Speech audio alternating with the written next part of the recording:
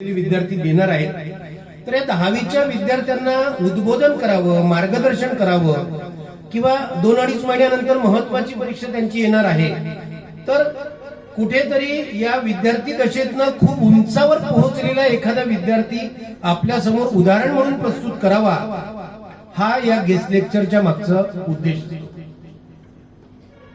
आणि म्हणून आता विशाल सरांनी सांगितलंच आहे, मॅडमचा थोडासा परिचय दिला, त्यांच्या बोलण्यातनं किंवा सांगण्यातनं तुम्हाला खूप सारा परिचय होईलच, पण आपल्या समोर एक उत्तम व्यक्ती, उत्तम नागरिक, स्पेशली शैक्षणिक क्षेत्रातला आज उपस्थित आहेत आणि आपल्याला म्हणजे त्या इंग्लिश मध्ये गोल्ड मेडलिस्ट आहे, ओडिसी नृत्यामध्ये त्या पारंगत आहेत, आपल्या देशाच्या महिला राष्ट्रपती प्रतिभाताई पाटीलच्या समोर त्यांनी नृत्य सादर केलंय, त्यांना तशा प्रकारचे अनेक पुरस्कार मिळाले आहेत, त्यांचे रेडिओवर मुलाखती झाल्यात किंवा अनेक वर्तमानपत्रांकडून त्यांनी गौरव त्यांचा झालाय, मला वाटतं सकाळ वर्तमानपत्राचं पुरस्कार मिळालाय, अशा विविध प्रकारचे पुरस्कार त्यांना मिळालेले आहेत. खरं सांगायचं म्हणजे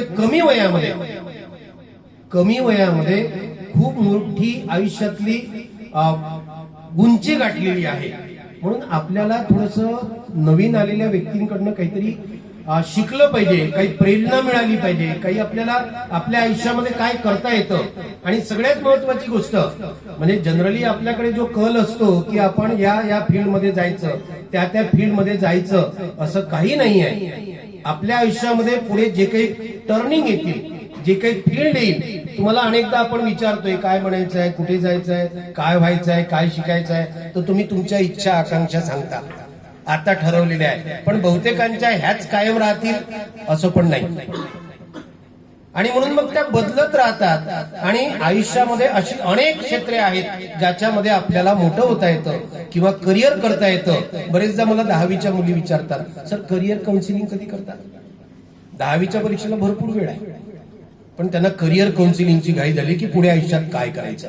माझं सांगणं असते की थांबून जा, थोडंसं आपल्याला 10वीची परीक्षा होऊ द्या, मग आपण करिअरच्या बद्दल विचार करूया. कारण आज ठरवलेलं करिअर उद्या फायनल होईल असं नाहीये, बदलत राहतं. म्हणजे 5वीत ठरवलं असेल की मला डॉक्टर व्हायचं आहे, 7वीत होते इंजिनियर, 10वीत होते वकील आणि 12वीत होते कलेक्टर, आणि अजूनही त्याच्यानंतर कोणी जर माझ्यासारखा भेटलाच तर अजून चेंज होऊन जाते. तर म्हणून आयुष्यामध्ये आपल्याला ज्ञान वेचायचं असतं, ज्ञान ग्रहण करायचं असतं.